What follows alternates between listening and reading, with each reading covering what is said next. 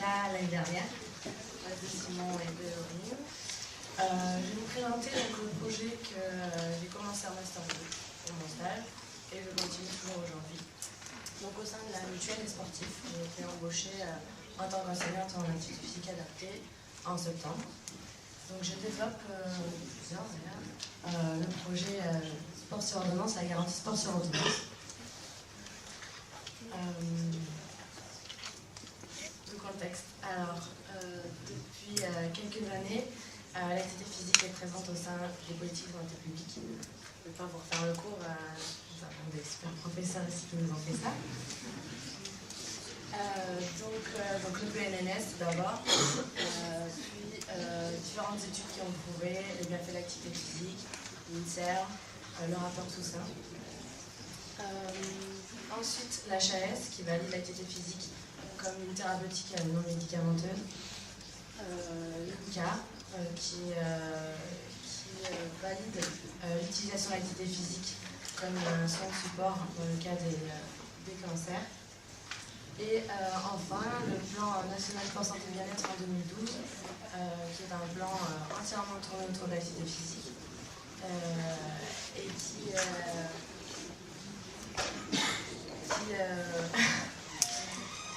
met en place la promotion de l'activité physique comme un facteur de santé publique. Donc notre garantie s'inscrit totalement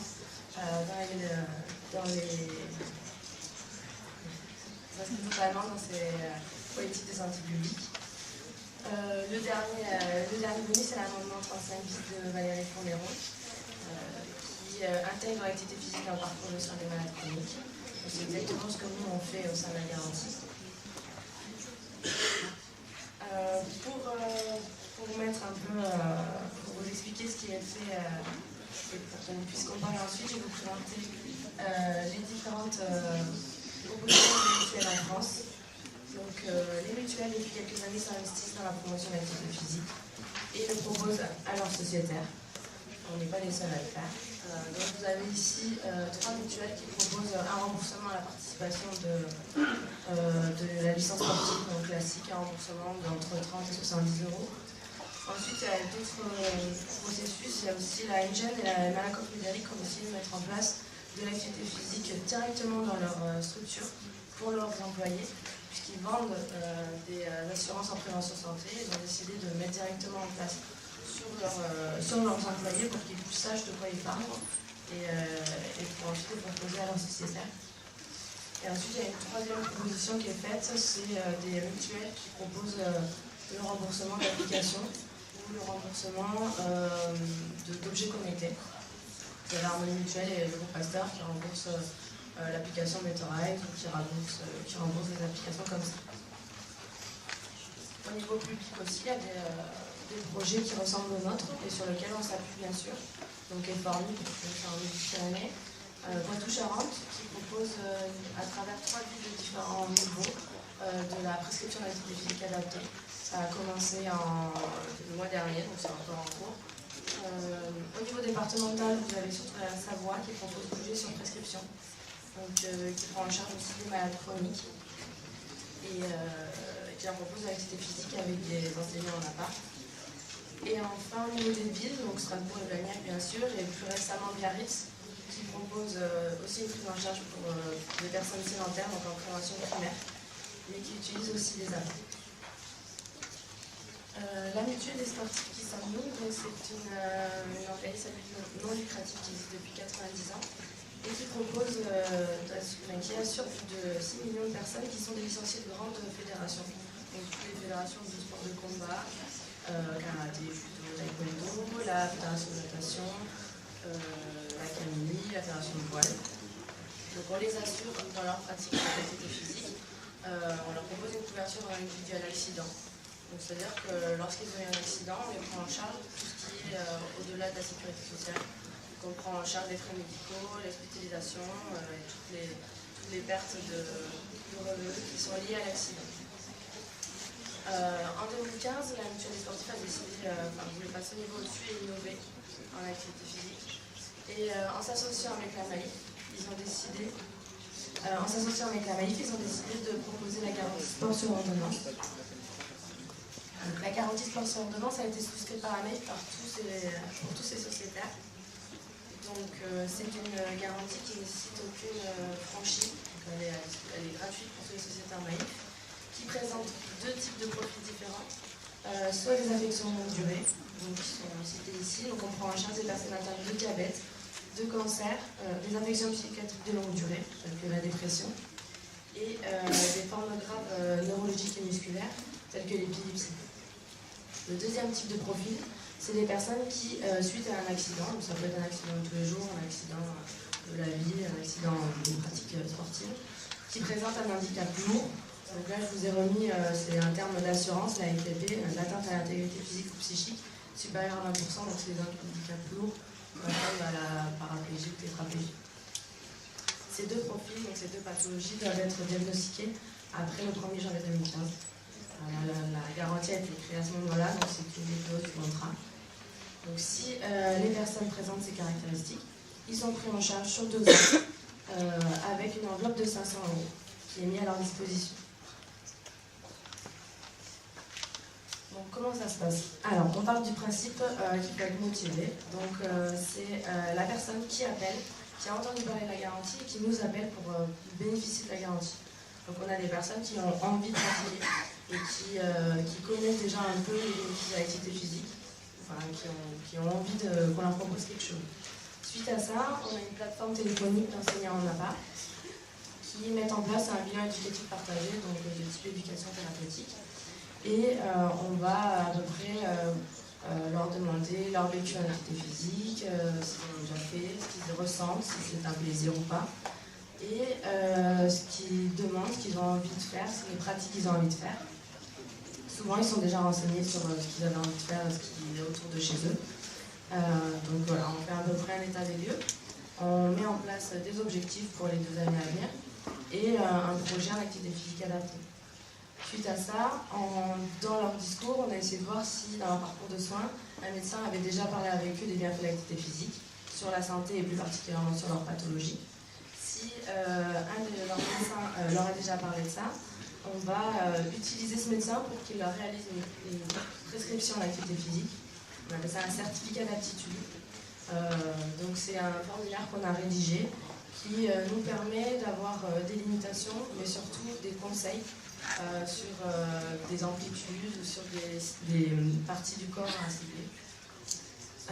Suite à cette prescription, la personne est envoyée vers un coordinateur APA de terrain qui va mettre en place des tests en fonction des critères, en fonction de sa pathologie. Elle va évaluer sa qualité de vie, elle va évaluer son taux de glucose si c'est quelqu'un de diabétique, évaluer sa fatigue, voilà, donc tous les tests qu'on peut mettre en place. Et elle va lui mettre en place un programme et elle va l'envoyer vers une structure de terrain. Si la personne est déjà presque indépendante et presque autonome, elle va être plutôt envoyée vers des pratiques classiques en fédération, en association, avec des personnes formées à leur pathologie. Si la personne est dite non autonome et donc a besoin vraiment d'un programme adapté, on va passer par un parcours passerelle de quelques mois, réalisé par le professionnel en APA, pour lui présenter donc l'APA et faire quelque chose d'assez intensif. Et voilà, donc la personne est accompagnée pendant 2 ans sur le terrain avec les coordinateurs APA et à distance, on a une plateforme téléphonique avec des enseignants en APA qui répondent toute la semaine à leurs questions et qui les suivent, qui leur demandent comment ça va, qui les motivent pour qu'ils continuent à pratiquer sur 2 ans. Voilà. Et à la fin des 2 ans, on évalue ce qui leur a plu, si ça a bien passé, et on essaye de faire en sorte que la pratique continue et qu'elle soit régulière et inscrite dans le parcours de la personne. Donc voilà, pour conclure, notre rôle d'enseignant en APA au sein de la plateforme, c'est de rendre accessible l'offre d'activité physique adaptée au niveau national. Donc c'est de trouver des enseignants en APA sur le terrain, de les proposer à des personnes qui sont malades chroniques qui ont besoin d'être encadrées dans leur pratique et du coup de l'inscrire dans un projet à long terme.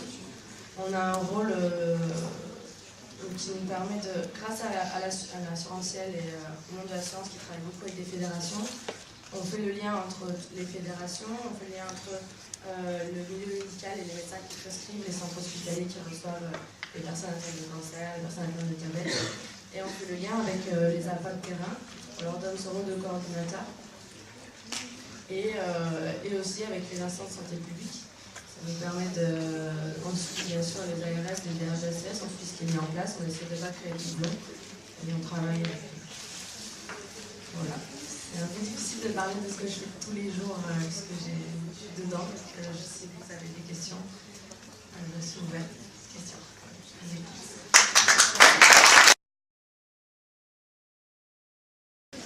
Alors, on a une question qui vient d'Internet sur le réseau Facebook. Donc, c'est compte tenu de l'adoption récente de l'amendement de Cournero, quel est l'avenir des professionnels en APA au sein des mutuelles?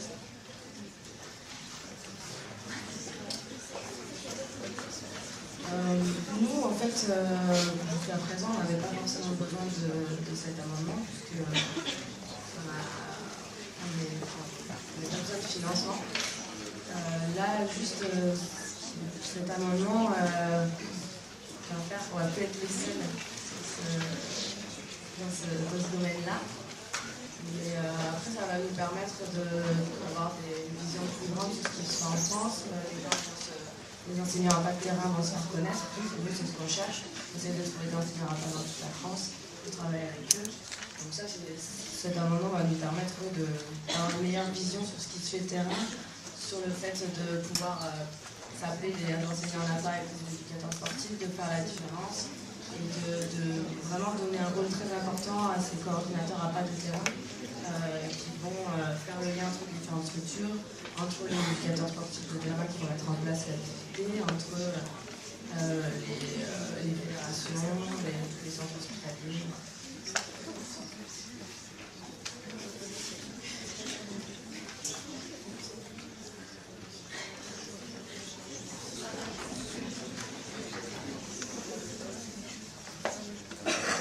C'est juste une question sur le nombre de personnes qui sont prises dans ces dispositifs, qui sont prises en charge et à hauteur de 500 € sur 2 ans, ce qui ne fait même pas 1 € par jour en passant, ça reste un peu insuffisant pour rémunérer les professionnels spécialisés dans le domaine des APA. Donc combien de personnes prises dans ces dispositifs et encouragées par les mutuelles et les assurances dans ces bilans? Combien? Donc on est préparé à avoir 2000 personnes par an. Faut savoir que c'est sans franchise, que c'est juste un plus.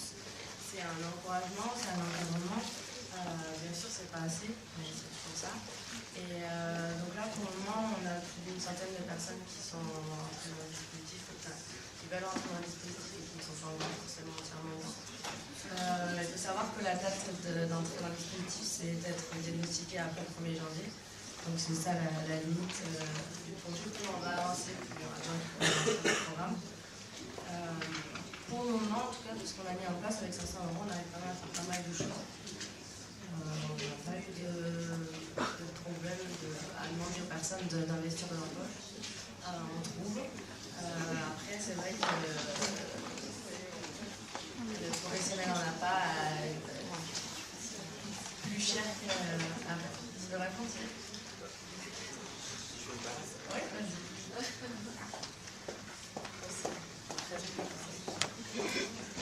Bonjour, Thierry Fauchard de la mutuelle des sportifs. Nina a raison de dire que actuellement dans l'enveloppe qui est donnée, ça correspond effectivement aux besoins des sociétaires. On parle d'autres thèmes de cette nature-là. En fait, on le fait grâce à des partenariats. Une mutuelle seule, déjà ça coûterait certainement beaucoup plus cher, et deuxièmement, on ne serait pas accessible, comme ce que présentait Nina. Donc on le fait avec des partenariats. Ici dans notre région, on le fait avec les Formis, et dans les autres régions, on le fait avec les réseaux sport santé qui ont été initiés par la Cournero, ce qui permet énormément de diminuer les coûts, et ça place en fait par rapport à la question de l'APA dans le cadre de ce dispositif à des places bien stratégiques, notamment dans la coordination du parcours. Et c'est là où j'ai complété le propos de Nina. C'est pas seulement un nombre de sociétaires, parce qu'on risque d'avoir un nombre qui va, dans tous les cas, augmenter très rapidement dans les prochains mois. Mais c'est surtout de rendre accessible avec des dispositifs qui sont calibrés, des professionnels qui sont chacun à leur place, et avec une accessibilité grâce à des partenariats. Donc c'est à ce titre-là qu'on arrive à rentrer dans des chiffres de ce type-là.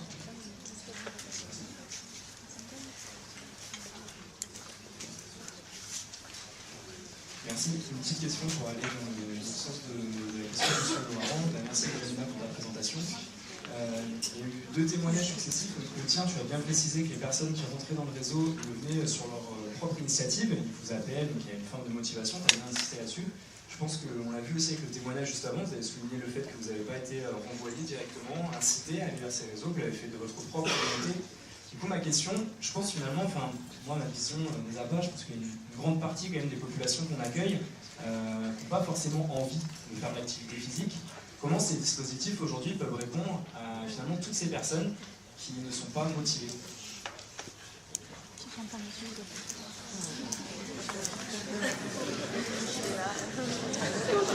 Je précise, je pense qu'il n'y a pas de réponse. Hein, mais,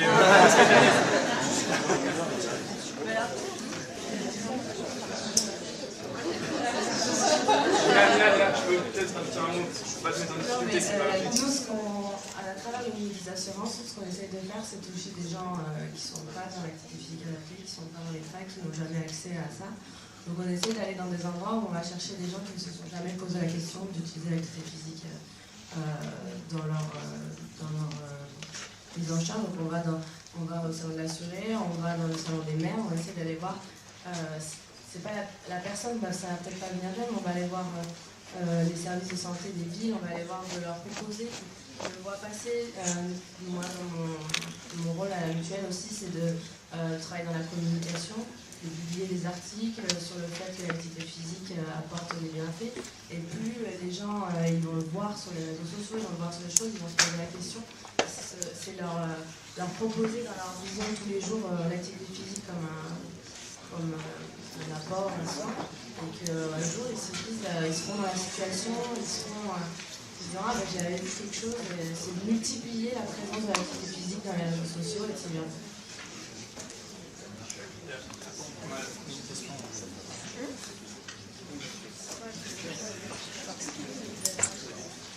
Qui c'est qui a une question?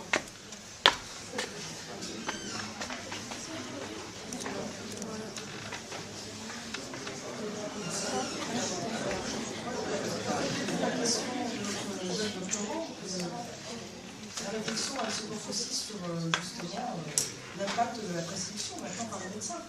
Est-ce que ça va être aussi un vecteur pour amener des personnes qui ne sont pas du tout sensibilisées à la pratique, peut-être à le percevoir comme un médicament, mais est-ce que ce n'est pas aussi un vecteur? Donc il faut se poser la question de savoir si cette prescription, ça ne peut pas être aussi, je dirais, un rail pour s'y accrocher et faire de plus en plus, je dirais, la promotion des activités physiques, que l'on soit atteint d'un cancer ou pas.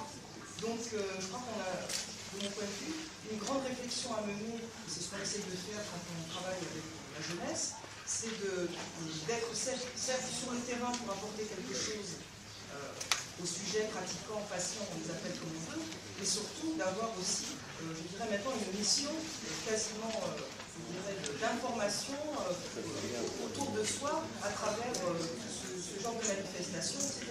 Et je pense qu'il y a une grande réflexion à avoir sur ce qui, à la fois, peut nous rassurer, nous effrayer, c'est sur cette prescription médicale. Qu'est-ce que nous, on va en faire? Donc, je pose la question aux mutuelles, qu'est-ce qu'elles vont en faire?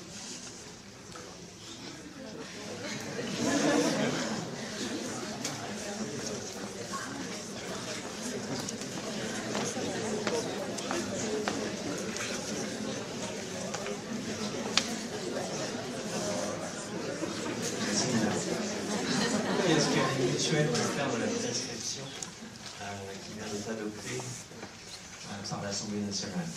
En fait, nous, ça fait 8 mois qu'on travaille déjà avec cette prescription-là. Donc, c'est ce qu'elle vous a présenté, Lina. C'est un dispositif médical.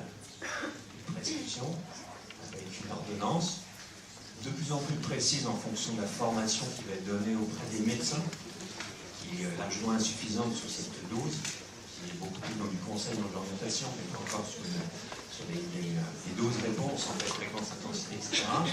Donc, on est déjà dans un dispositif médical lorsqu'on parle de sport sur ordonnance. Donc, le mutuel, depuis 8 mois, c'est ce qui est fait. Donc, rien de nouveau par rapport à ce que vous avez vu. Une orientation vers un professionnel qui va accompagner le sociétaire. C'est ce que nous faisons à la mutuelle des sportifs. D'autres mutuelles peuvent prendre le sujet autrement. 350, 400 mutuelles actuellement en France. Des assureurs, d'autres partenaires peuvent prendre le relais. Et c'est bien normal et ça va créer une diversité.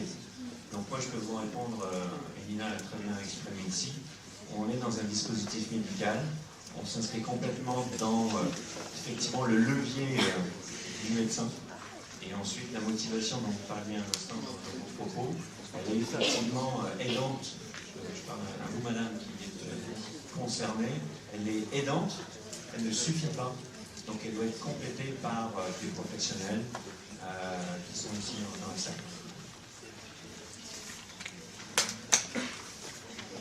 Une dernière intervention très rapide de M. Génie.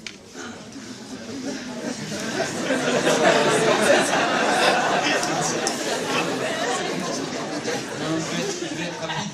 En fait, il y a deux entrées. Il y a une entrée qui peut effectivement nous engager sur la question de la motivation et donc une entrée plus individuelle, et puis l'entrée qui est ici proposée et qui peut favoriser l'accessibilité ou l'accessibilisation pratique, c'est justement toutes ces initiatives qui se mettent en place, qu'elles soient privées ou publiques, avec un ancrage territorialisé. Il y avait une question, mais bon, je ne vais pas avoir ma réponse, mais je pense qu'elle est importante. C'est, vous avez parlé de labellisation et de passage par entre guillemets, des mouvements sportifs, des associations, avec justement une labellisation de ces associations. Que veut dire cette question de la labellisation? À quoi ça correspond? Et est-ce qu'il y a une évaluation des compétences? Voilà, et donc la question qui est posée, bien sûr, c'est est-ce qu'il y a des intervenants en APA dans ces structures-là, ou est-ce qu'il y a des formations qui se mettent en place pour qualifier les professionnels, ou des entraîneurs, ou des animateurs de clubs pour mettre en œuvre l'activité? On est sur la problématique actuelle qui est celle du décret d'application, et qui va justement consister à se dire, bon, qui fait quoi finalement sur dans la mise en œuvre?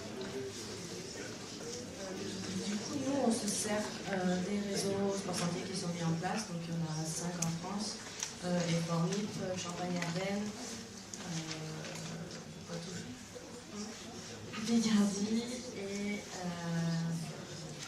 dans Pas-de-Calais, surtout moi. Dans ces cas-là, on utilise le réseau. Donc, le réseau a des médecins prescripteurs, des enseignants en APA du temps, et déjà des pratiques sportives, un annuaire, et prennent la personne en charge dans sa globalité. Dans ces cas-là, on passe par le réseau. Quand on n'a pas de réseau sur le terrain, on est à la recherche de structures sport sur ordonnance qui proposent à la fois un médecin prescripteur, un enseignant en APA qui va faire la coordination, donc il ne sera peut-être pas en intervenant de terrain à mettre en place les pratiques, il sera là en train de préparer les programmes, de faire le suivi, la motivation, les entretiens. Et du coup aussi dans la même structure, il faut qu'il y ait des pratiques sportives avec des professionnels qui sont formés, sensibilisés à la pratique. Donc là oui, c'est pas forcément des APA, mais en même temps, ça n'a pas toujours à consentir pour prendre la terre à main. Donc voilà, on travaille avec ces structures-là. On a une par département et qui fait le pôle et qui du coup après connaît son terrain et sait vers qui il envoie, vers qui on peut envoyer. Et nous, on est en train de créer on a un comité scientifique avec des experts de l'APA et des experts de santé, donc des médecins, des personnes de l'ARS, et on essaye de valider ces structures pour être sûr de ce qui se met en place, parce que nous on est à Paris et qu'on n'est pas parti sur le terrain pour vérifier ce qui est fait, et puis pour les labelliser, c'est un label sport sur ordonnance. Merci à tous pour ces interventions.